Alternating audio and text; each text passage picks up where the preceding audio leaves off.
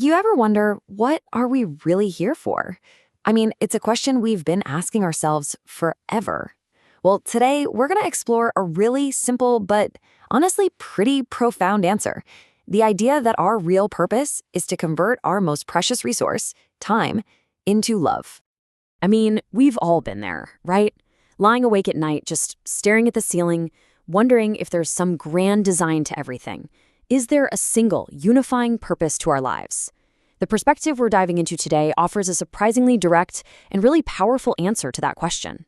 And here it is. The answer isn't what you might think. It's not about being famous or getting rich or just collecting stuff. It's about this incredible act of conversion.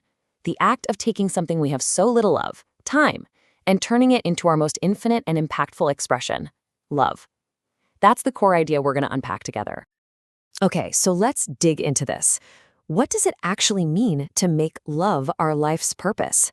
It's kind of a radical idea, right? Because it suggests that love isn't just some fleeting emotion we feel, but it's actually our greatest and most important task. This is where you really have to shift your thinking. Think about it for a second. Our jobs, our hobbies, all our successes and failures, what if they aren't the main event? From this viewpoint, all of that is just practice. It's the training ground for the ultimate test, to truly, genuinely love another human being. But thinking about love as a task kind of goes against what most of us believe. We often think of love as something that just happens to us. We fall in love like it's an accident. But what if that's not the whole story? And here's that key shift in perspective. Love isn't passive. It's an active practice. Seriously, think of it like learning an instrument, like the guitar. You don't just pick it up one day and suddenly you're a rock star. No way. It takes discipline, it takes devotion, and it takes showing up every single day, even on the days you don't feel like it.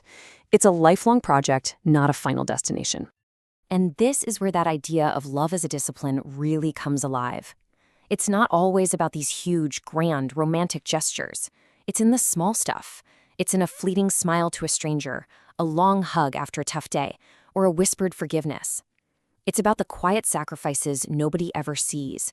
It's about embracing the whole spectrum of love, the messy parts, the painful parts, the sacred and the joyous.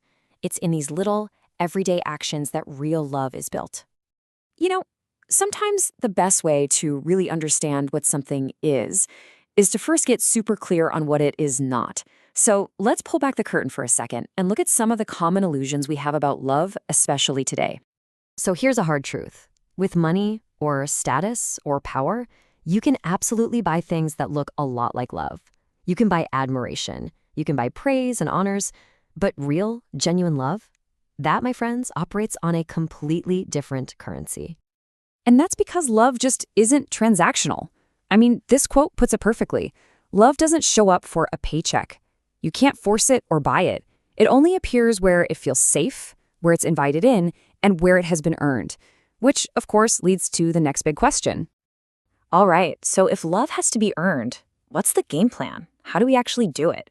Well, the good news is there's a really practical framework for it. And it's not about being perfect. It's about being consistently and, imperfectly human. This is pretty much the roadmap, and it's a lot simpler than you might think. It's just asking, are you truly present for the people in your life? Do you actually invest yourself emotionally in how they're doing? Are you generous, even when it's tough? Do you choose connecting with someone over what's easy or convenient? These are the daily actions that build that solid foundation of love. So we've explored the what, the how, and the why of all this. Now, let's bring it all together. If converting our time into love is the ultimate purpose, then what's the final measure of a life well lived? Just let that sink in for a moment. It's not about the width of your fame, it's about the depth of your connection.